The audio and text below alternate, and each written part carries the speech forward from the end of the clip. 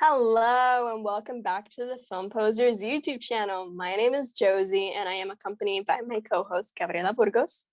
And today we are going to be talking about the newest addition to the Hulu original filmography, which is Plan B, directed by Natalie Morales. So I'm going to tell you a little bit about Plan B and then we're going to get into what this video is about. So Plan B is about after a regrettable first sexual encounter, a straight-laced high school student and her slacker best friend have 24 hours to hunt down a Plan B pill in America's heartland. So we actually got a chance to interview Kuhoo Verma and Victoria Moroles, the stars of the film, and Gabriela, take it away. Yes, so we were very fortunate to be invited to the Plan B press junket. Thank you, Hulu, for inviting us. So we got to talk to them about the film and all that good stuff. So keep watching for our interview with Kuhoo Verma and Victoria Moroles. So the first question that we have for you today is, Plan B is part of what I like to call the woman exercising their right to choose cinematic universe, because recently in the last couple of years, we have seen, many films that deal with this subject, Obvious Child, Never Rarely, Sometimes Always, and now Plan B. Why do you think it's important that stories like these are told? I think every time a film similar to this is being made, we're getting one step closer and closer and closer to the truth and the reality of the situation, how truly hard it is, how many obstacles there are for young women of color in this country in healthcare and beyond. It's kind of that moment of realization of the obstacles are never ending. It's this relentless nag of mosquito that you can't kill. It's always hard and it's so irritating. So I really enjoy that it gets to be shared.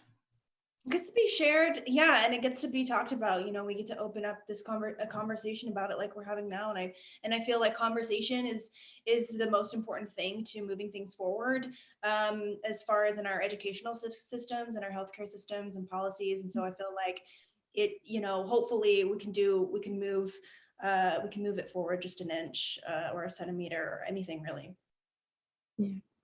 Yeah, I agree. I really also like how the film was also from the perspective of Sunny, who's a woman of color. And it also, shows how it's even more difficult with people like that. So I really like that perspective in the film because, even though more films like that have been released, they haven't been from the perspective of a person of color. So I really like that this film did that. Yeah, it feels like a different level of expectation, a different level of pressure culturally when you see it from these people's perspectives, and it feels like a really nice reclamation of the genre. Yeah, definitely.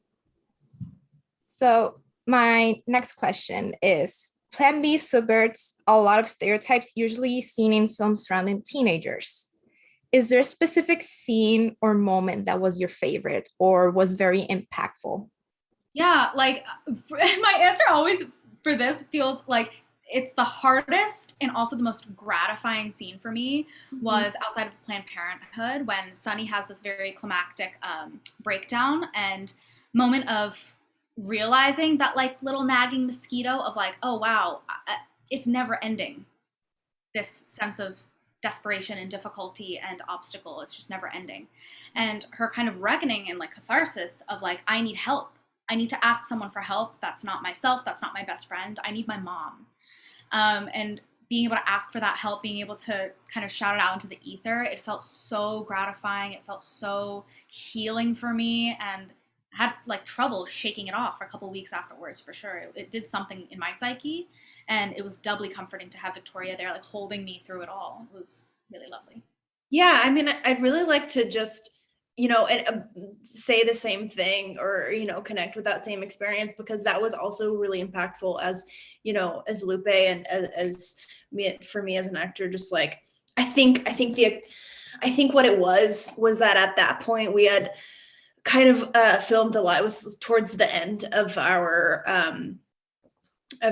shoot, and there were so many things that had happened within these characters and within our experience as actors that scene for me through Lupe's lens was just, so heart-wrenching, and it felt like I really needed to be there for her. And so I'll never like forget those couple of moments when we were just on the parking lot, cement, just hugging each other.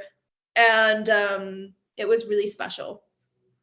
Yeah, and I also think, that scene really represents the reality that we live in today, because even though you can say, oh, it's fine, like Planned Parenthood is right next door, the reality of it is that they could potentially disappear before you can get there. So seeing that was actually more impactful, because I saw it more of, oh, right, it's not guaranteed that you're going to be able to make it there to get the help that you need, because the current political state, Planned Parenthoods and all of those healthcare facilities are being shut down, and not everyone's going to be able to access them when they need it the most. So I really like that this film showcased that.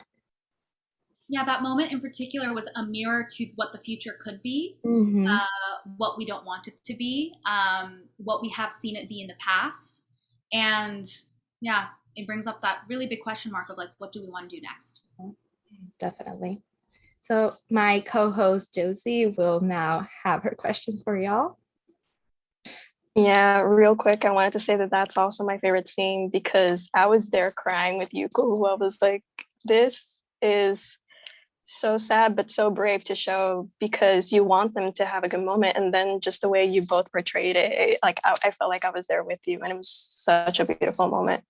But speaking of that, you guys have such great chemistry in this film, and it was so delightful to watch every scene you shared. What was your favorite part of becoming Sunny and Lupe together? Oh, I love that. Becoming our relationship kind of forming. I think we had a moment where we talked about, what their background was and kind of how we got there.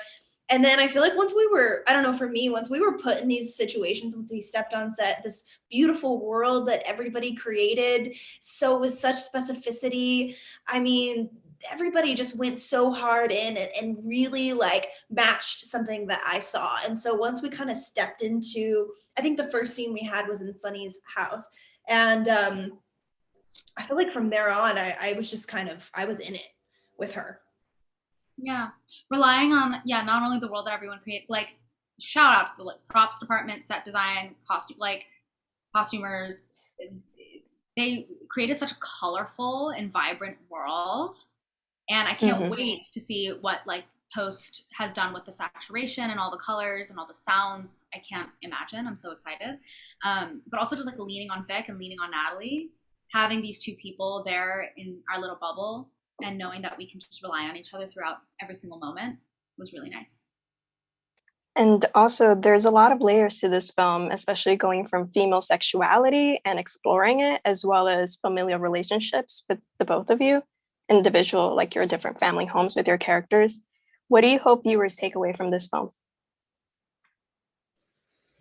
I hope that not only young Indian people or young people of color in general take a lot away from it, but I hope that parents get to watch it as well. And parents get to have an experience with it and open up some more questioning with their own children, open up about their own flaws, about their own experiences as they were growing up, and try to normalize some of the conversation around sex, sexual shame, sexual reproductive health, etc. And normalize that a little bit more. Yeah, and in a healthy way, I think it goes to say that, for teenagers, I hope that they find inspiration and courage to speak on those things. But I do think too, it's an opportunity for adults to kind of take a look into remembering, what those memories at that time of that time of their life was like. And hopefully it has a sense of nostalgia in a way that will have them be able to connect to Sunny and Lupe as well, not only just their parents. But I really like that this film decided to give us the happy ending that, and also Lupe deserves, because obviously she deserves the happiness as well as Sunny. I love that, it's happy in the end for both of them. And that's I think my favorite aspect of it. Yeah, well, I think that there was definitely a conversation with the writers about how they wanted to wrap up Lupe's story. I think they did it in a really beautiful way because, you know, it wasn't like a, you know, she had a full conversation with her father or anything, but there was some sense of closure and some sense of being seen. But I think that what they ultimately decided on really matched how I felt at the time. And I was just happy to be able to step in her shoes and kind of wrap it up. Yeah. And as well as Sunny, because at the beginning, you know, she's kind of very closeted, you know, due to how she was raised. And I think, you know, that's something that a lot of young people can relate to, because sometimes we are raised, you know, to be very sheltered and, you know, very naive to the world around us. And I really like how at the end, you know, Sunny stands on her own and she realizes, you know, that she can do it, that, you know, the world is big. I'm going to go out there and conquer it. And I can still, you know, love and respect my family while I do these activities that they told me that they were wrong, you know, basically. Yeah. And I had a lot of conversations with Victoria about this earlier on, because I was struggling with this like stereotyping. I was like wondering like, oh, the way I feel like I'm playing her right now is like I'm stereotyping her as this like closeted Indian person. When in reality, what ended up happening after talking with Natalie and Victoria a whole bunch, Sunny is anxious for sure at the beginning and like cares about, prioritizes her grades, etc. But she still is like extremely courageous, extremely has a great amount of ownership over herself, and has a very strong and like kind of reckless personality at times. And, you know, and that's not gone just because she prioritizes her grades, just because she's kind of a nerd sometimes. And I really, really enjoyed leaning into that and being like, she doesn't change personalities over the course of the movie. She still has just as much ownership. It just feels a little bit more supported, and she's allowed herself to trust other people in her life to know that side of her. For sure. It was lovely. Especially that scene with in the diner when she finally says it out loud to someone. That was another very powerful scene as well, because you're kind of expecting a negative response, and then there's like the waffle included to ease the tension, and it's done so nice. I wonder how that scene, like how it felt for you as you went through it. Yeah, it felt actually extremely emotional. I remember in between filming that scene, I had to step out and like have a good cry outside of the building, and exhaust a lot of emotions, because honestly, I think I realized in that moment that Sunny is braver than I would have been at her age in admitting all of that stuff to the one person in the world probably who she wants to seem virginal for, or seem a certain stereotype that she was buying into for. Because as much as she logically knew that like this is bullshit and there's no such thing as like the purity, it's hard to convince your body and your mind of that when it's been ingrained through media and your parents and so many different sources, your school system, that, you know, this purity thing is something you should buy into. So yeah, I think I was just really proud of her in that moment for being able to be that brave and courageous. For sure. And also really helped, you know, how Lupe is also, you know, the friend that is always encouraging her to, you know, because she knows she has the strength within her, and she's just the friend who's like, you can do this, come on. Absolutely. I mean, even everything that Kuhoo just mentioned too about Sunny is like, that's what Lupe sees in her. She's like, you're that badass, you know, go out there and get it. She's not the one who gives her the idea to feel that way. It's inside of her, and she knows it is. And I feel like having friends like that, oh man, it's so special. It's so special because they encourage you to take steps on your own rather than taking steps for you. Yeah. It's so funny because what I kept thinking is how Josie is like that with me.